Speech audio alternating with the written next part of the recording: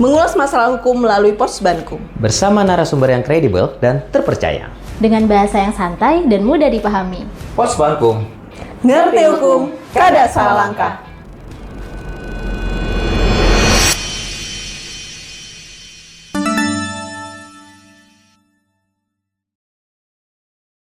Halo Sobat Pengayoman, selamat datang di Posbankum, kantor wilayah Kementerian Hukum Kalimantan Timur, episode kedua. Ruang obrolan santai seputar masalah hukum, solusi hukum, dan bantuan hukum. Bersama saya, Astari Tampramaesti, dan rekan saya, Rudi Tandela. Jadi, Posbankum kali ini adalah episode yang kedua ya, Mbak Tari ya? Iya, ya, betul sebelumnya sekali. kita sudah membahas terkait lurahan dan paralegal yang ada dari Kelurahan Selili kalau tidak salah, itu di Kota Samarinda. Dan membahas waktu itu salah satu kasus yang cukup viral adalah masalah mobil tambang yang ugal-ugalan menabrak beberapa korban, memakan korban luka ataupun ada kendaraan yang cukup banyak waktu itu. Namun alhamdulillah dapat diselesaikan oleh Posbankum dan paralegal Kelurahan Selili waktu itu. Nah, kali ini kita akan bergeser nih Mbak Tari ke kota sebelah nih, kota tetangga, yaitu Kota Balikpapan. Kota Balikpapan, ya benar sekali. Memang kita dalam kehidupan bermasyarakat memang seringkali bertemu dengan masalah-masalah hukum ya, Mas. Karena kita kan bersosialisasi antar manusia kayak gitu. Pasti bakal ada masalah-masalah hukum yang timbul gitu kan. Salah satunya ini ada di Kota Balikpapan, tepatnya di Kelurahan Prapatan. Kelurahan Prapatan. Iya, kasusnya agak sedikit rumit, tapi nanti akan kita lebih detail tanya oleh yang punya wilayah. Yang punya wilayah. Dan juga yang membantu menyelesaikan permasalahannya secara mediasi. Telah hadir bersama kita secara Zoom, ada Pak Lurah. Selamat datang Pak Lurah, selamat bergabung. Ya, selamat siang. Selamat siang Pak Selamat Lurah. siang, Pak. Sehat Pak? Alhamdulillah sehat, Pak. Bagaimana Balikpapan nih, cerah atau hujan Pak? Cukup cerah sekali. Cukup cerah sekali. Bukan belakangan ini hujan ya Pak, sering hujan ya di Balikpapan ya? Hujan tapi sebentar aja udah lewat. Hujan. Oke, siap. Ya, Pak Lurah ini merupakan lurah dari Prapatan, Kelurahan Prapatan di Kota Balikpapan. Nama lengkapnya Reza Dipa Pradeka, yang merupakan salah satu alumni dari PJA 2024 dan mendapatkan top 10. Wow, luar biasa. Pak Lurah. Ini adalah Ini pialanya. piala yang pernah diterima Dari ribuan lurah tentunya ya Mbak Tari ya. Betul sekali. Masya Pada Allah. saat itu emang luar biasa Pak Reza telah membawa nama Kaltim khususnya juga bersama Balikpapan dan Kelurahan Prapatan ke kancah nasional gitu ya. Alhamdulillah, luar biasa Pak Reza. Siapa lagi Mbak Tari yang bergabung nih bersama kami? Ada paralegal dari Kelurahan Prapatan juga yang luar biasa juga. Ini merupakan salah satu tim dari Pak Lurah. Beliau merupakan paralegal di Posbankum Prapatan, Ibu Tutwuri Handayani. Selamat datang Bu Tut. Selamat datang Ibu. Assalamualaikum warahmatullahi wabarakatuh. Lagi di mana nih Bu posisinya Bu? Di kelurahan juga. Di kelurahan juga Bu ya. Masya Allah, sehat Ibu ya. Kelihatan awet muda, ceria, segar sekali. Iya. Memang pantas untuk mendampingi Pak Lurah menyelesaikan permasalahan-permasalahan nih. Butuh tenaga yang ini untuk melayani masyarakat. Betul. Terima kasih Bu Tuturi sudah bergabung bersama kami. Iya. Bu Tutwuri ini kita lihat lurahnya telah mendapatkan penghargaan PJA dan mungkin penghargaan lainnya ya, yang pastinya berprestasi. Dan Ibu Tutwuri Handayani ini juga mendapatkan penghargaan kemarin ya Bu ya dari Pak Gubernur. Masya Allah. Apa Bu? Izin mungkin boleh diinfokan ke teman-teman?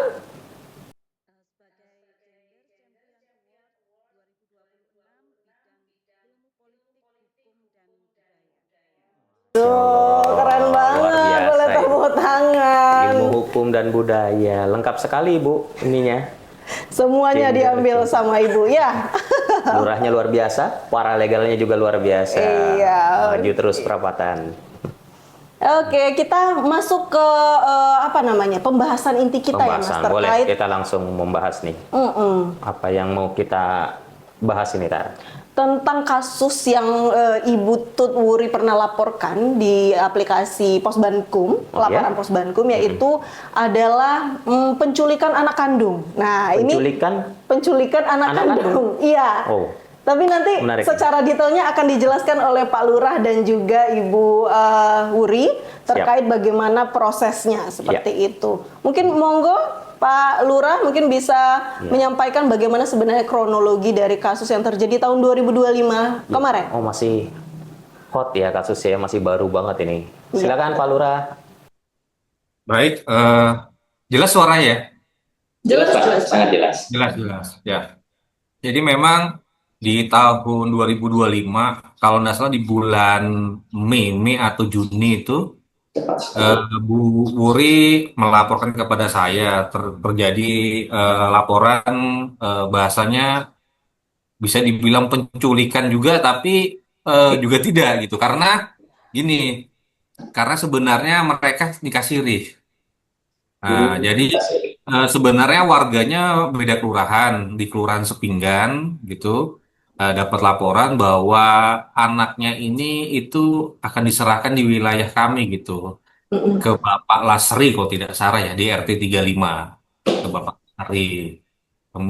Anaknya ini kembar, cuma satu anak yang mau diserahkan bahasanya gitu sama bapaknya, tanpa sepengetahuan ibunya. Nah, jadi bahasanya bisa dibilang penculikan, dibawa lari lah dari Pak, rumah di saya jeda sedikit Pak. Umur anaknya berapa tahun ya Pak?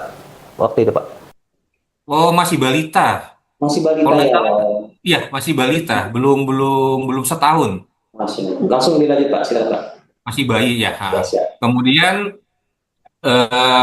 ada laporan dari Bu Wuri, terima laporan dari Polsek Selatan gitu, Polsek Selatan, bahwa ini ada terjadi di wilayah 35. Akhirnya Bu Wuri meluncur bersama tim rekan-rekan ya, Babinsa Bakatipmas juga kebetulan, sama ada Terantib juga. Saya dilaporkan, kebetulan saya tidak bisa ke lokasi pada saat itu. Di sana dimediasikan. eh, Intinya memang ada permasalahan warga sih, gitu ya, internal dari kedua orang tua itu, kenapa sampai terjadi seperti itu. Nanti mungkin lebih detailnya Bu Wuri yang menjelaskan ya, saya menarasikan saja. Oke, baik Pak Lurah. Nah, ini kita langsung ke Yang mendampingi langsung nih selaku paralegalnya Bu Wuri. Silakan Bu. Kami menunggu ceritanya ini, sangat penculikan tapi anak kandung Anak ini, kandung ya. ini sangat Agak awam, agak aneh, tapi ini terjadi ya. Silakan Bu Wuri. Terima kasih. Ini saya deskripsikan dulu. Bapak orang tua bayi kembar ini, itu Bapak Junaidi sama Ibu Jasmine, itu adalah pendatang yang tinggal di Kelurahan Sepinggan. Mereka berdua ini nikah siri,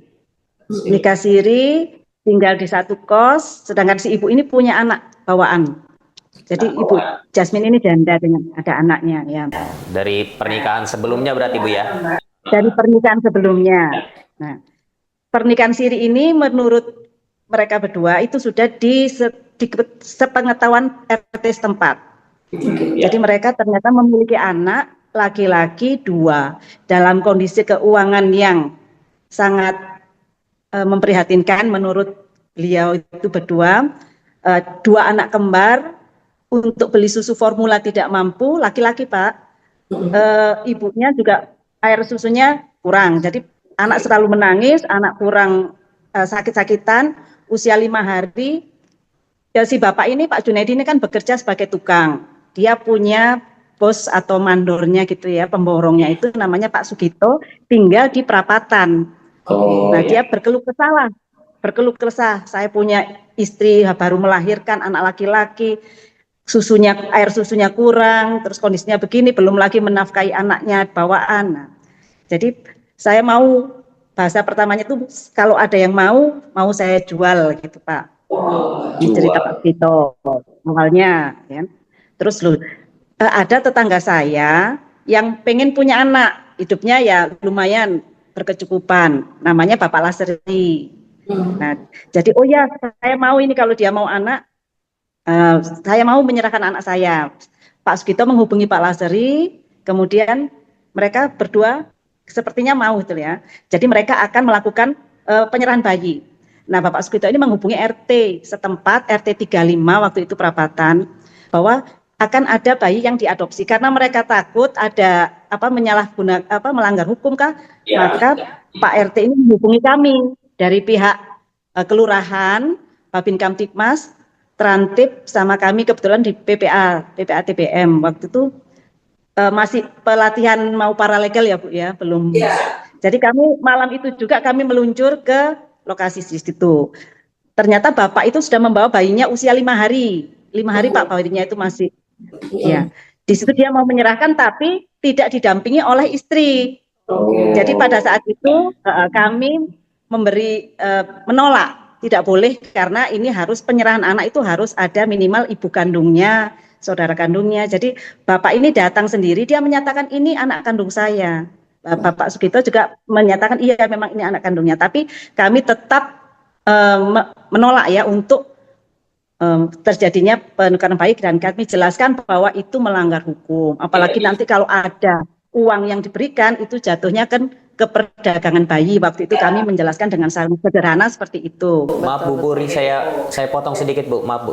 Berarti kalau yang kita kembali ke obrolan pertama tadi, itu memang hanya obrolan ayah kandung ke bosnya Bu ya? Tidak ada ibu kandung di situ ya? Tidak ada, tidak ada. Nah, jadi tapi bapak ini bosnya ini sudah mengenal ibu kandungnya itu katanya betul. Jadi malam itu tidak jadi malam itu tidak terjadi bayi dibawa pulang. Kami tetap menyuruh untuk dibawa pulang. Jadi bayi dibawa ke Sepinggan, tidak di Prapatan. Nah, 1 bulan kemudian malam-malam kami dihubungi dari Polsek Balikpapan Selatan bahwa ada penculikan bayi yang bayi ini diduga berada di Prapatan. Nah, jadi kami langsung Prapatan RT 35. Jadi kami langsung ke TKP.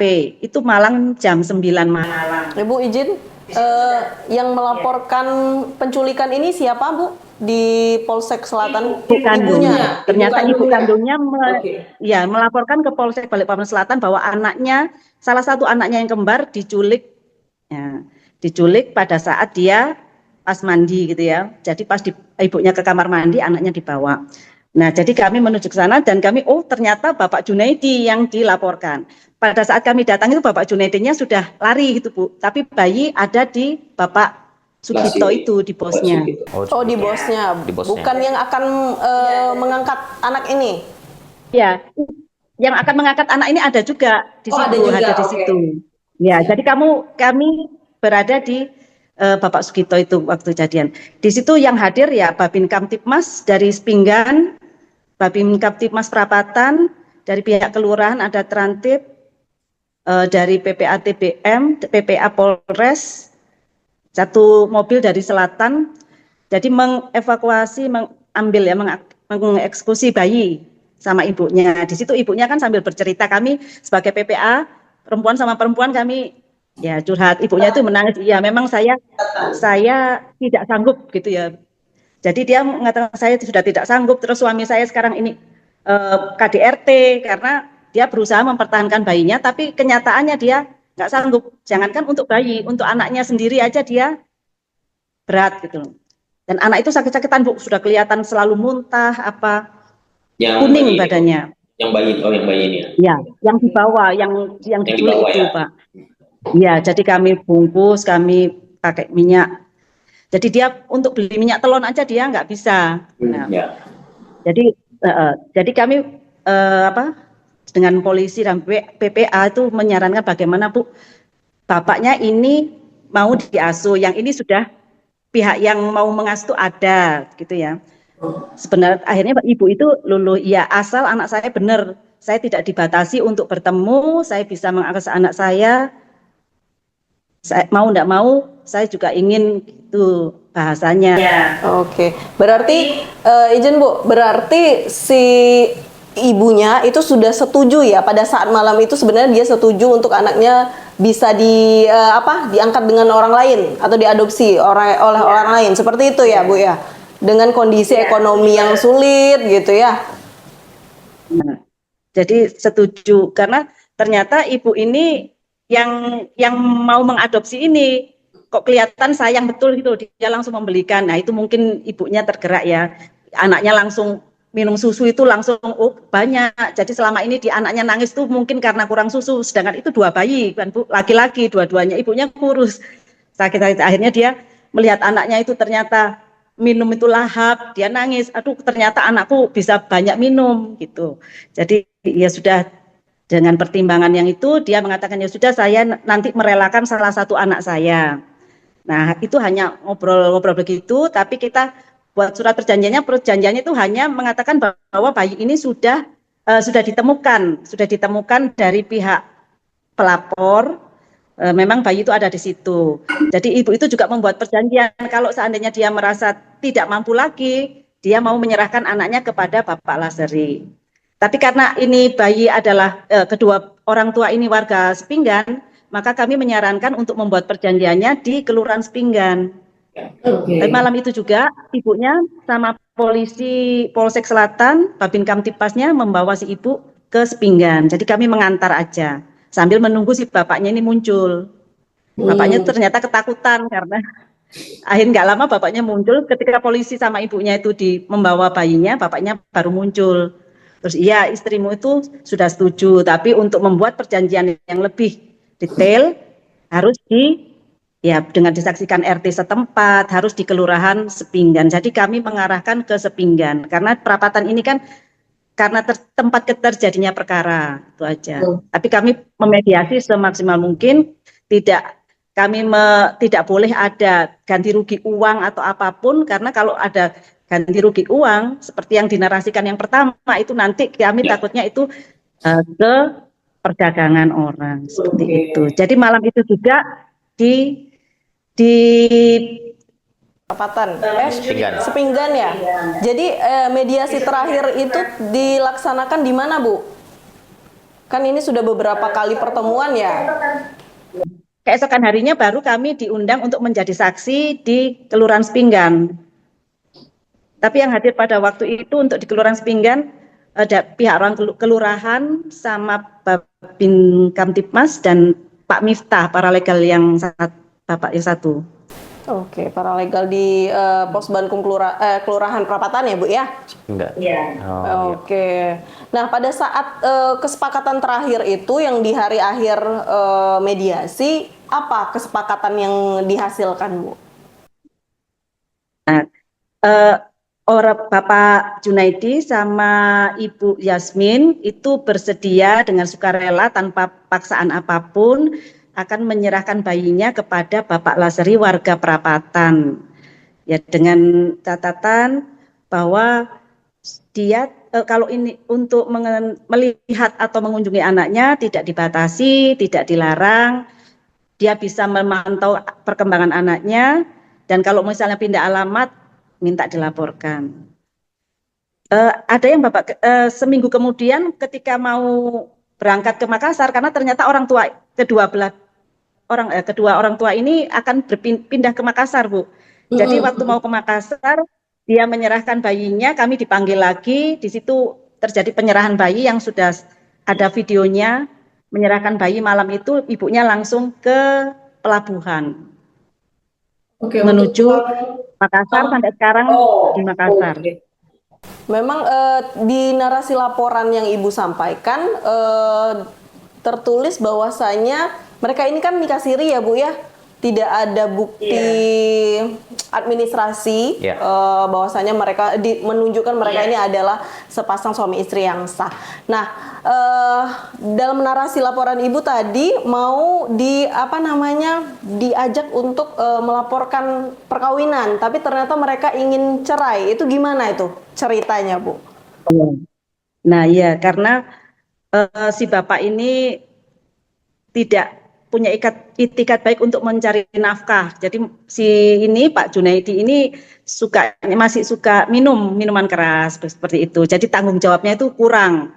Karena mungkin karena ini perkawinannya pertama, dia harus sudah punya tanggungan yang banyak. Jadi dia jadi terus KDRT lagi. Jadi si ibu ini tidak mau melanjutkan perkawinannya. Dia pokoknya cerai.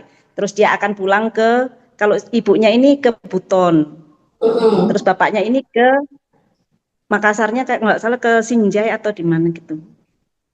Jadi, Beda tapi wilayah mereka ya. akhirnya pada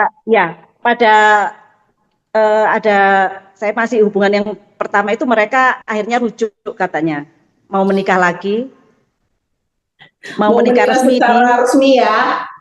secara resmi karena kemarin jatuhnya penculikan karena memang si bapak ini tidak punya surat nikah resmi, jadi dianggap ya penculikan karena dia membawa, kalau memang ini anakmu mana buktinya, digitu sama polisi, mana buktinya ini anakmu. Jadi wajar kalau kami menerima laporan itu sebagai laporan penculikan yang pada dasarnya sebenarnya membawa lari anak biologis aja.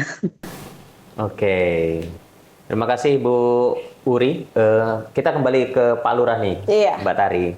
Pak Lurah, ini bagaimana menurut Pak Lurah terkait permasalahan ini, Pak? Sebenarnya lokusnya kan kalau kita bicara lokus sebenarnya di Kelurahan Sepinggan, tapi Bapak selaku ini lokasi yang warganya diserahkan anak itu, Pak. Bagaimana Pak Lurah menurut Pak Lurah?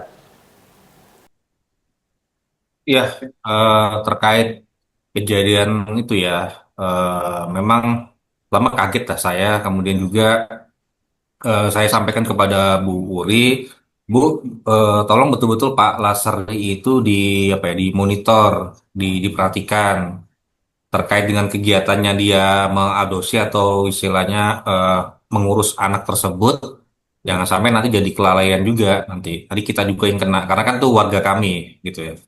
Karena juga alhamdulillah juga dimonitor dengan kita sampaikan juga kepada Pak RT-nya juga bahwa dimonitor anak ini diurus nggak gitu, sering dibawa ke posyandu atau tidak gitu. Juga kerjasama juga dengan PKK posyandunya juga kita monitor juga, lihat perkembangannya juga. Jangan sampai nanti malah ini bahasanya mau diurus ternyata ini tidak diurus. Nah itu. Jadi jangan sampai nanti malah menjadikan masalah baru di wilayah kita. Nah, Pak Lurah, setelah proses kesepakatan mereka di Sepinggan itu, apakah ini kan udah hampir setahun ya? Ya, udah setahun. ya. Iya, Apakah ada proses hukum untuk legalisasi, untuk melegalkan pengangkatan anak ini bagi warga Bapak yang memang mengangkat anak dari warga di Sepinggan itu tadi?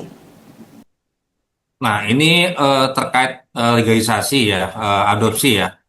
Ini karena kalau tidak salah kemarin Bu Uri cerita terakhir kali ini untuk menghubungi ibunya ini agak susah gitu. Jadi kita kan butuh lagi ya, butuh butuh dari keterangan orang tua ya.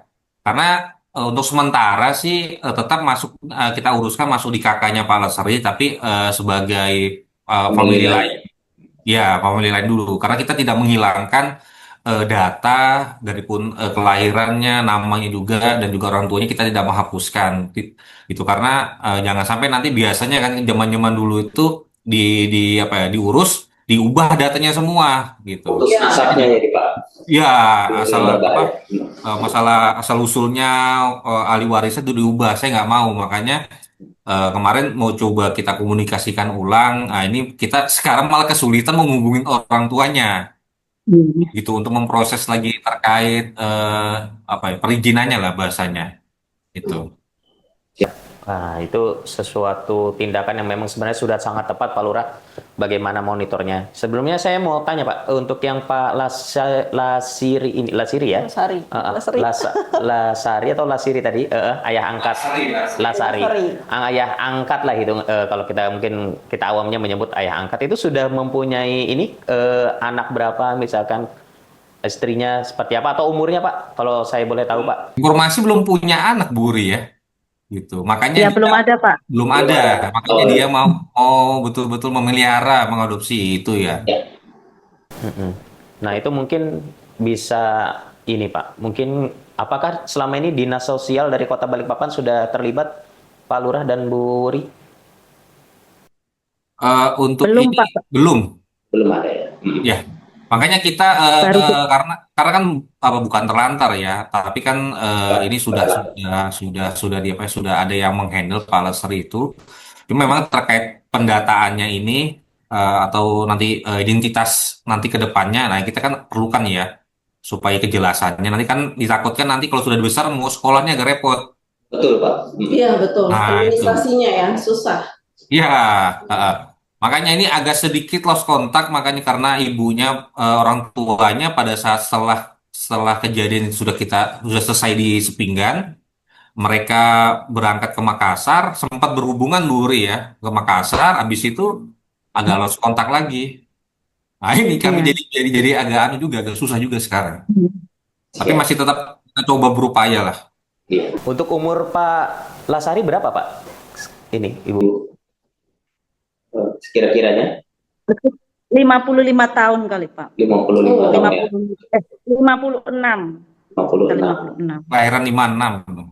Oh, kelahiran 56. Bukan Bukan. usia Usia 56. 56. Nah ini kalau boleh saya saran Pak Lurah, Bu Wuri, ini kan mengingat umur ayah angkat lah, hitungannya ayah angkat ini untuk bisa diajukan saja dokumennya. Kalau untuk surat penyerahan kan berarti ayah angkat ini masih pegang ya berarti ya?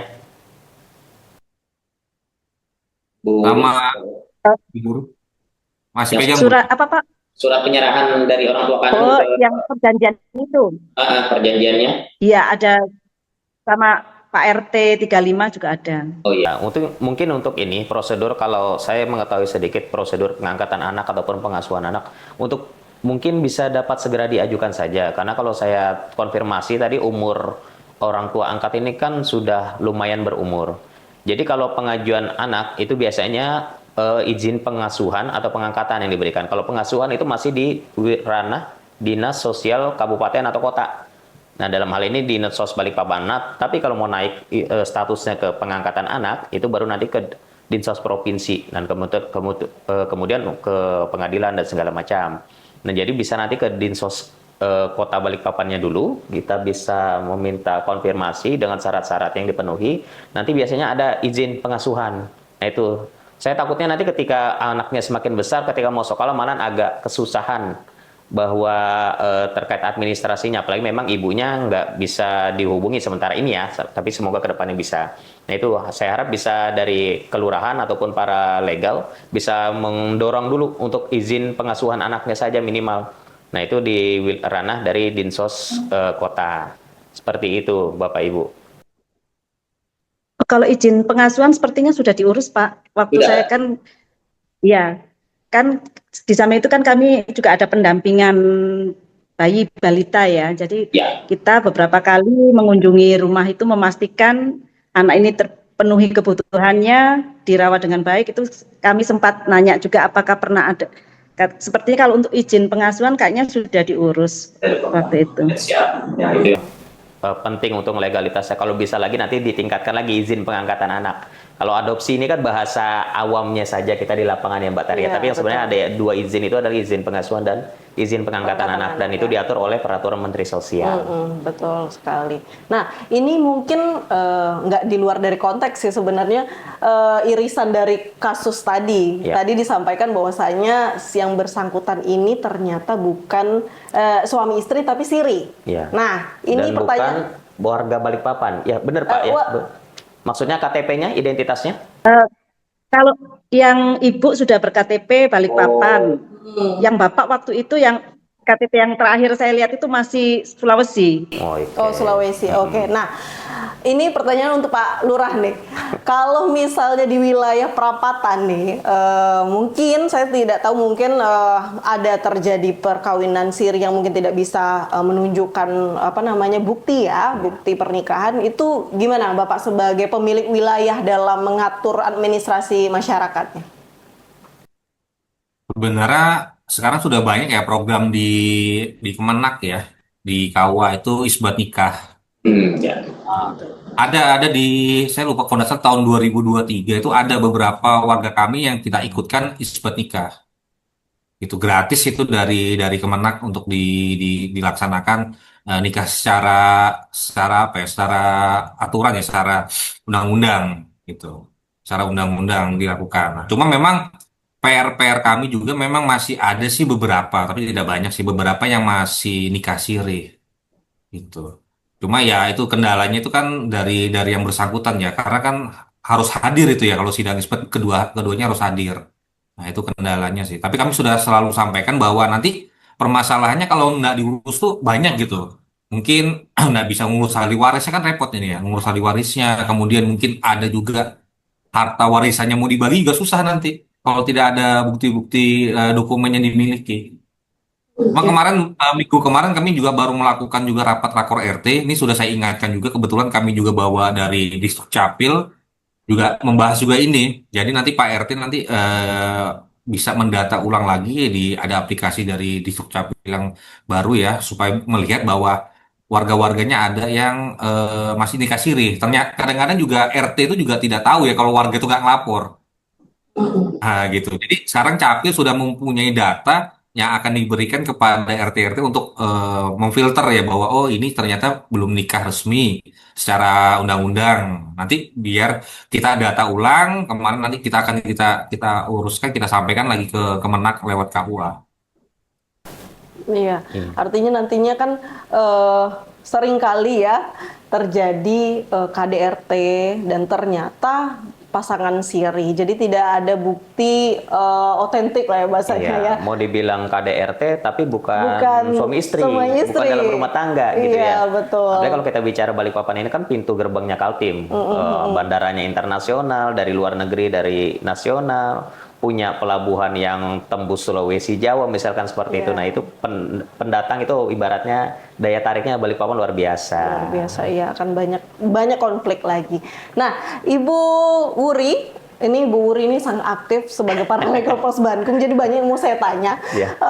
Apa saja yang kasus-kasus yang pernah Ibu hadapi setelah sudah mendapatkan sertifikat ya Bu ya, sertifikat sebagai paralegal? Apa saja kasus-kasus yang mungkin bukan hanya kasus ya, mungkin konsultasi masyarakat juga terkait hukum yang Ibu hadapi di Kelurahan Prapatan? Kebanyakan itu kasus perkelahian, bullying, baik itu di sekolah maupun di masyarakat biasa, anak-anak. Terutama yang saya concern, saya langsung terjun itu jika korban atau pelaku itu perempuan atau anak gitu. Pasti insya Allah lah saya hadir. Jadi yang itu terus ya kasus kekerasan perempuan, KDRT, itu yang paling banyak. Dan rata-rata menimpa pada pasangan yang dengan kawin tidak tercatat itu. Kami juga dari itu kelurahan ini mengadakan sosialisasi hukum itu di sekolah-sekolah. Jadi kita juga bikin MOU. Sekolah-sekolah di lingkungan perapatan. Itu jadi itu tentang bullying, tentang yang sementara ini baru bullying aja temanya. Kalau yang paling unik Bu selama ini yang pernah Ibu hadapi nih, selain yang kita bahas hari ini terkait penculikan anak, itu paling unik Bu menurut Ibu apa Bu diantaranya Bu? Ada yang paling itu Pak ya, memang itu bullying ya, kekerasan pada anak, pencurian yang dilakukan oleh anak berulang, tapi keluarganya tidak mengambil tindakan. Jadi keluarganya itu seperti malah itu jadikan itu lepas tangan gitu ya. Masukan gitu. Ya, lepas tangan orang tuanya, dan itu tidak 1-2 kali, lebih dari 3 kali itu melakukan pencurian. Nah, ada juga yang eksploitasi anak.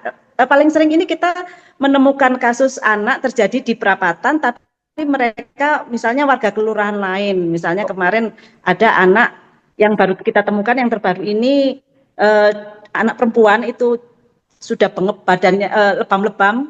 Dia melaporkan bahwa dia di KDRT ayahnya. Jadi ternyata dia dari kelurahan lain, tapi kita tetap dampingi sampai, karena ini kasusnya KDRT, anaknya sudah sampai diambil di PPA kita mediasi di PPA Polres. Ternyata anak ini adalah anak yang istilahnya dulu pindah dari Madura ke sini, itu dia diusir lah istilahnya dari kampungnya karena melakukan pornografi gitu Pak. Lewat itu masih 15 tahun. Jadi bapaknya itu didatangkan itu, dia alasan latar belakangnya bapaknya itu karena dia yaitu anaknya kenapa sudah diambil dari Madura, di sini dia melakukan lagi seperti video seks gitu loh Bu. Video call seks. Tapi pelakunya anak usia 15 tahun. Nah itu saya itu kan juga. Kenakalan Nah itu remaja akhirnya ya. ya kenakalan remaja. Jadi tapi itu bukan warga Balikpapan, hanya kan kami menemukan dia berdiri di gereja itu di depannya kelurahan. Kantor lurah ya. Ya, jadi mukanya, jadi saya itu kita telusuri, saya juga panggil dari pihak Kelandasan Ilir waktu itu kelurahannya. Jadi kami sama-sama mediasi, karena kami baru melihat satu sisi kan, tapi yang jelas sudah anak ini pasti di KDRT, pelakunya adalah ayahnya. Ternyata di balik itu semua, ya itu akhirnya ya, jadi kami melanjutkan dia ke Puspaga Psikolog Anak di punyanya DP3A. Sampai sekarang masih didampingi. Kami juga masih memantau walaupun bukan warga kami. Ya untuk edukasi, saya mengedukasi warga lah, anak-anak terutama. Jadi kita nggak pernah tahu bahwa pelaku ini bukan hanya orang dewasa, tapi anak ternyata bisa jadi pelaku. Anak berhadapan hukum ABH ya. Jadi ya, anak berhadapan. luar biasa ya para legal dari Kelurahan Prapatan ini. Saya kalau jadi lurahnya udah enak nih, para legalnya udah bagus banget, pengetahuan hukumnya sangat bagus sekali. Nah, nih untuk Pak Lurah, gimana nih dengan adanya pos Bankum, terus dibantu dengan teman-teman para legal, jadi saya yakin permasalahan di kelurahan itu banyak. Makanya mungkin ini salah satu ya. Sebagai membantu permasalahan-permasalahan kecil itu bisa diselesaikan dulu melalui para legal, nanti pun mediasi akan diselesaikan oleh juru damai. Nah, gimana nih Pak Lurah setelah adanya pos Bankum di kelurahan dibantu sama teman-teman para legal, apakah semakin ringan apa semakin bagaimana? Jadi alhamdulillah ya dengan terbentuknya pos Bankum ya, khususnya juga ada paralegal gitu, ya sangat terbantukan gitu. Karena sebelumnya ada ya rata-rata apa ya, kami langsung gitu lah, saya langsung yang menyelesaikan masalah gitu. Ya alhamdulillah kan tidak harus menunggu saya, kemungkinan pas saya lagi di luar kota atau tidak berada di tempat gitu kan, ada yang mungkin intervensi urgen yang harus diselesaikan. Jadi bisa bisa langsung dibantu oleh para legal Bu Wuri sama Pak Miftah gitu. Memang di permasalahan di perapatan sih unik ya, banyak juga, dan juga ya tadi dibilang, dan juga malah tuh yang unik itu dari luar ke kita. Nah, tadi disampaikan yang itu dari Sepinggan, kemudian tadi ke Landasan Ilir.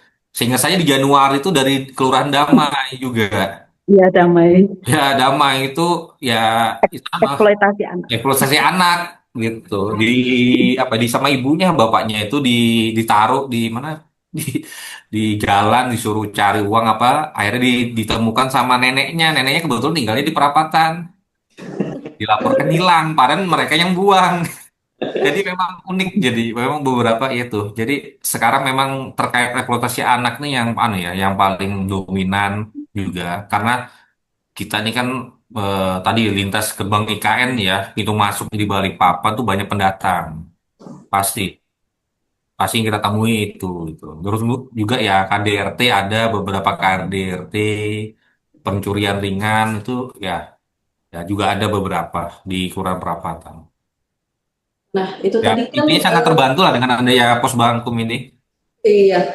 Nah, tadi sudah disampaikan juga dengan Pak Lurah dan Ibu Wuri, bukan hanya saja Pak Lurah sebagai juru damai dan Ibu Wuri sebagai paralegal, ada beberapa pihak-pihak seperti Babinsa, Babin Kamtibmas ikut serta juga dalam proses mediasi. Nah, itu gimana Pak Lurah cara membentuk tim yang solid seperti itu sampai sinerginya ini luar biasa sekali. Sinerginya luar biasa sekali ya.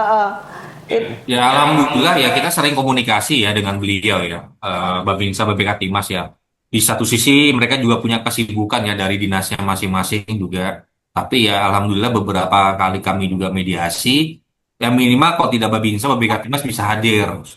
Dan juga syukur-syukurnya 2 orang bisa hadir gitu. Jadi memang yang di tahun 2024 akhir atau 2025 awal tuh ya itu, kami ada permasalahan yang bertahun-tahun nggak selesai, itu ya alhamdulillah bisa kita selesaikan di wilayah kami gitu, yang terkait ahli waris. Jadi ya itu ya agak berat ya, karena ahli waris itu sedikit cerita nggak apa-apa ya. Ya, Pak. Silakan. Silakan, Pak Jadi Lurah. ahli waris itu anaknya tuh ada 5, satu di Malang, ada di Bontang, di Tenggarong, terus juga yang di Australia. Nah, satu di Balikpapan. Nah, itu di tahun 2000 berapa saya lupa tuh 2020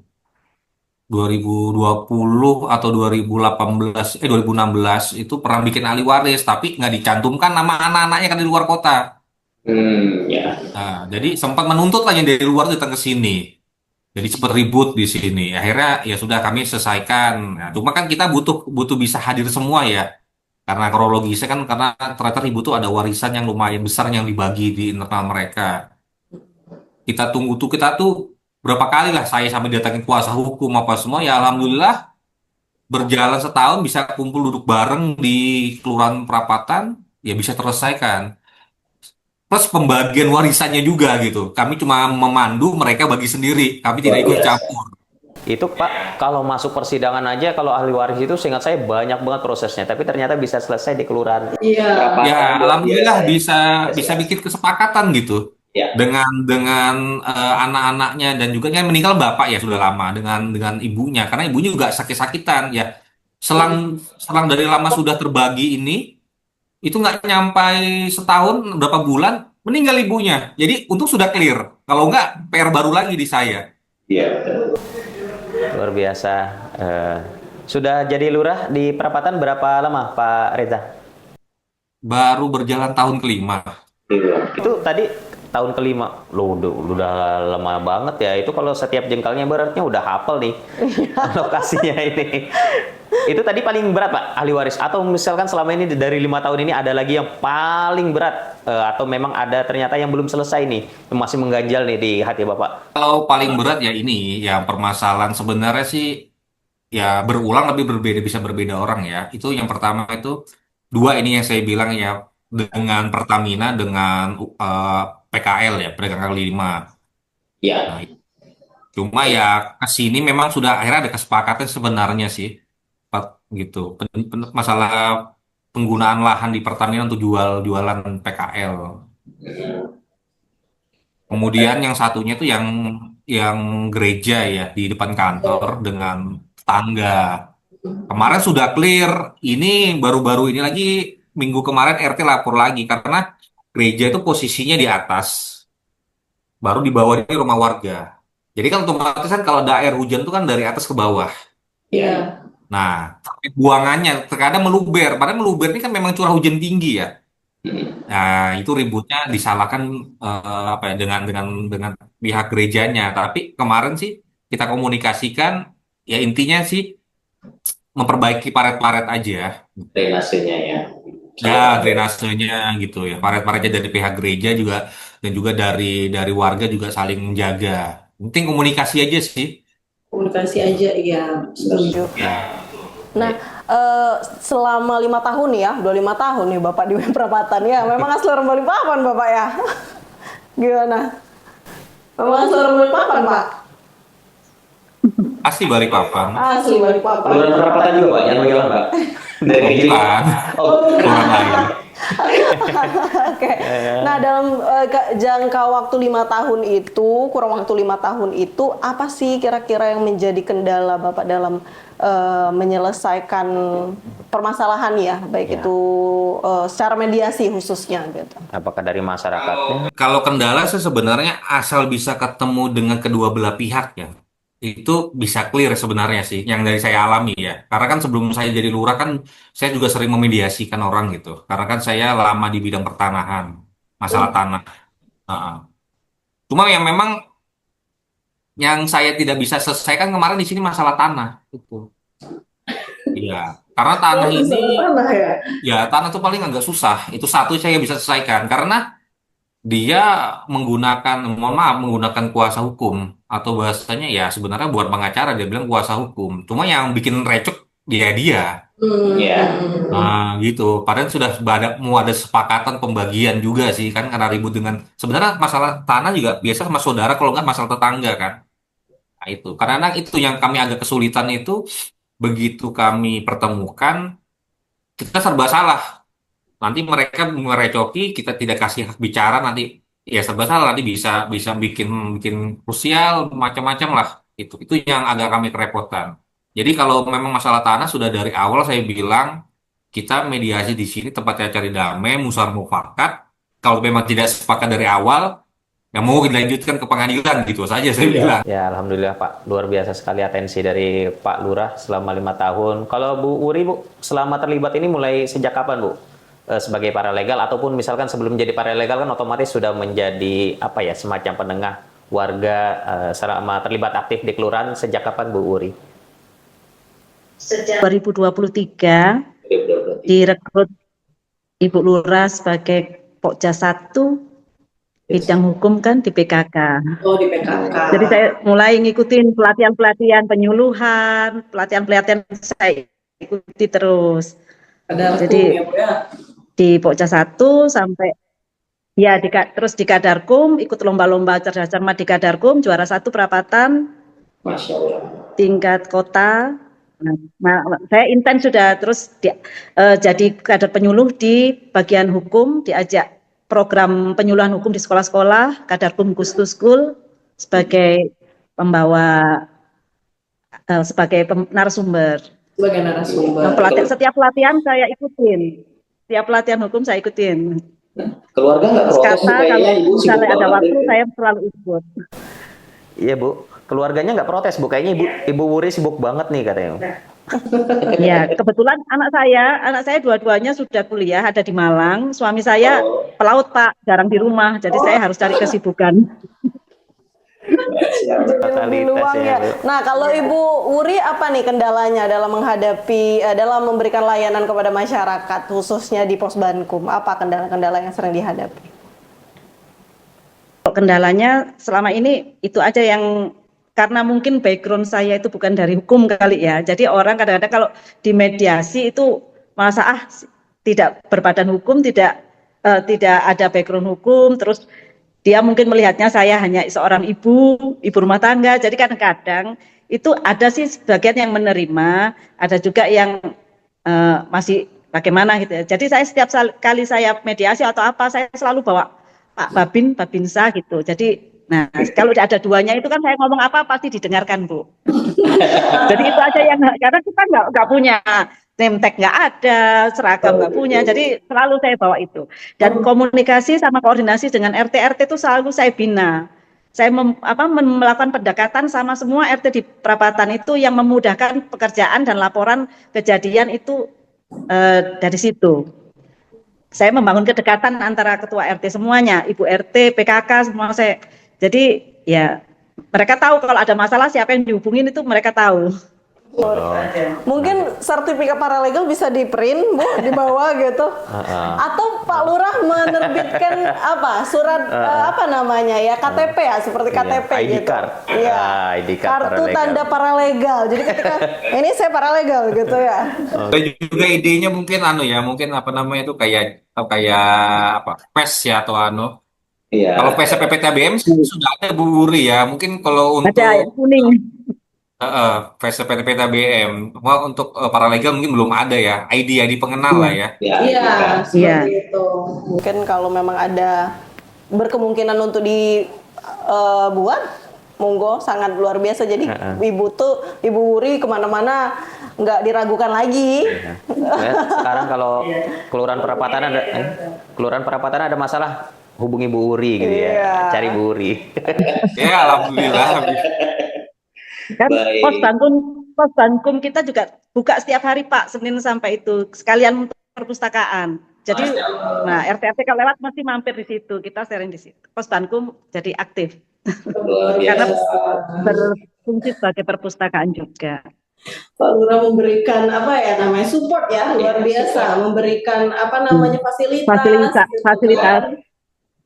Sama mungkin tambahan ya, mungkin terkait kendala ini kadang-kadang tuh kalau ada permasalahan ya khususnya keluarga tuh mereka tuh sungkan untuk menyampaikan ke kita. Nah, itu dia. Malah kadang-kadang kita dengar dari luar tuh baru bisa kita tanyakan, baru ada masalah baru ngomong gitu ya. Mungkin ada hal yang tabu atau mungkin masalah kalau dilaporkan malah takutnya nih mereka malah tambah ribut gitu. Gitu yang agak mungkin mereka susah melapor ke kami.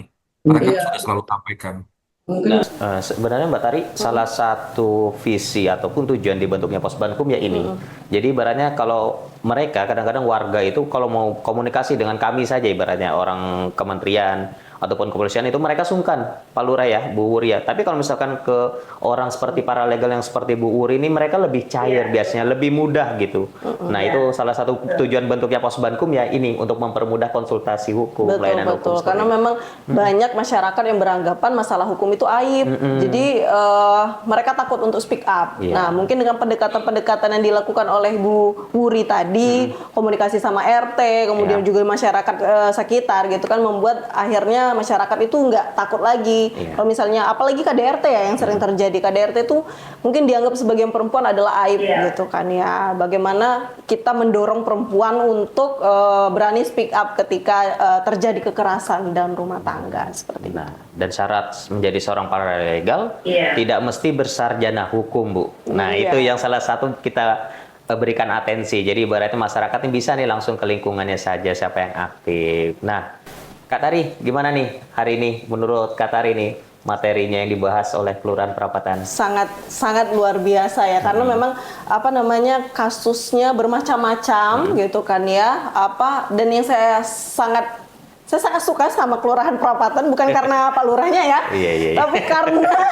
memang solid sekali sinergitasnya, Luar biasa. bagus sekali dan juga memang apa namanya bekerja memang tidak ini ya, tidak hitung-hitungan gitu ya, Iya. memang mengabdi untuk masyarakat seperti itu. Iya, luar biasa Pak Lurah, Bu Wuri. Terima kasih atas kesempatannya hari ini, atensi yang sangat luar biasa, menjadi dorongan kami juga untuk terus semangat mensosialisasikan Posbankum, menjadi dukungan juga buat daerah lain untuk terus semangat dalam mencontoh misalkan Kelurahan Perapatan Balikpapan, keaktifan dari Pak Lurah, dari instansi stakeholdernya yang terkait, dari kepolisian, Babin, Kaptipnas, Babinsa, dan tadi ada TRC PPA misalkan dari Polsek Bu Wuri juga ya, luar biasa. Kami ucapkan terima kasih Pak Reza, Bu Wuri sekali lagi atas Sama-sama, terima kasih. kesempatannya hari ini.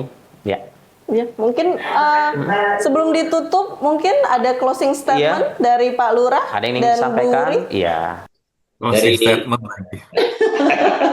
Baik, memang kalau kegiatan terkait kegiatan Posbankum ya, jadi memang kita memang lebih sering turun ke masyarakat ya, mencari menggali informasi yang terkait tadi mungkin banyak tidaknya laporan ke kami gitu. Jadi kami juga lebih baik banyak menjemput bola supaya bisa menyelesaikan masalah dengan lebih baik juga, saling integrasi ya dengan pilar-pilar lain ya Babinsa, Babikatipmas juga yang lainnya untuk bersinergi bisa menyelesaikan permasalahan di wilayah.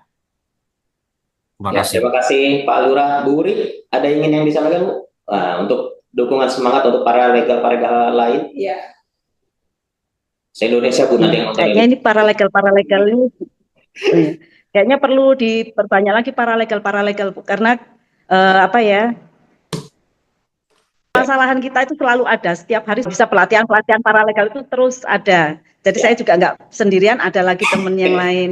Baru dikasih wadah lah kita untuk bisa langsung ketemu secara offline gitu. Oke, siap. Regenerasi Bu ya. Jadi kita sosialisasinya juga antar paralegal ke wilayah lain. Nah, ini sesuatu yang luar biasa. Nah, dari Mbak Tari nih selaku penyuluh hukum, apa ini yang ingin disampaikan? Disampaikan. Oke. Sebenarnya paralegal ini salah satu yang membantu kami ya sebagai penyuluh hukum khususnya di Kalimantan Timur yang memang jumlahnya SDM-nya sedikit. Para paralegal ini membantu untuk memberikan informasi hukum kepada masyarakat sekitar. Ya. Nah, kalau untuk terkait kasus yang kita bahas hari ini, memang kita ketahui membangun rumah tangga itu bukan hanya sekedar cinta dan komitmen ya, Mas ya. Tapi juga tetap bagaimana pemahaman kita sebagai suami istri itu mengetahui hak dan kewajiban masing-masing. Iya. Nah, dengan pemahaman hukum ini nanti pasangan dalam berumah tangga itu akan lebih bijak dalam memilih